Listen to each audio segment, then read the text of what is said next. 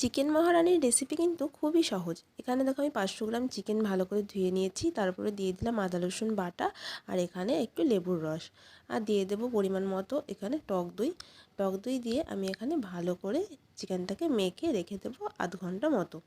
ভালো করে মেখে নিচ্ছি, মেখে রেখে দিচ্ছি আধ ঘন্টা মতো ঢেকে। আর এইদিকে আমি একটা ফ্রাইং প্যানে নিয়ে নিয়েছি শুকনো লঙ্কা 3টে, আর গোটা জিরে, গোটা ধনে, একটু মৌরি আর গোটা গরম মশলাকে ভালো করে আমি এখানে ভেজে গুঁড়ো করে নেব।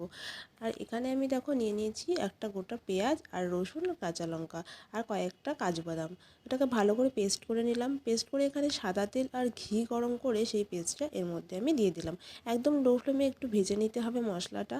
তো মশলাটা ভাজা হয়ে গেছে আমার। এখানে আমি এর মধ্যে সেই মেখে রাখা চিকেনটা দিয়ে দেবো। গ্রেভিটা দেবো না, শুধু চিকেনটা দিয়ে ভালো করে হাই ফ্লেমে ভেজে নিতে হবে 5 থেকে 6 মিনিট। তারপরে এখানে যে মশলাটা করে রেখেছিলাম শুকনো, সেই মশলাটা দিয়ে দিলাম পুরোটা। আর তারপরে যে চিকেন মাখার গ্রেভিটা এর মধ্যে আমি দিয়ে দেব।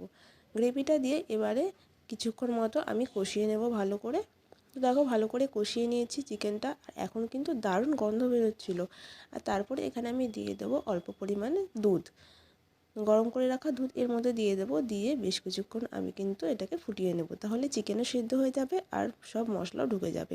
লাস্টে দিয়ে দিচ্ছি মেথি পাতা আর ধনে পাতা। রেডি হয়ে গেল। কেমন লাগলো রেসিপিটা অবশ্যই জানিও, ভালো লাগলে লাইক কমেন্ট করো।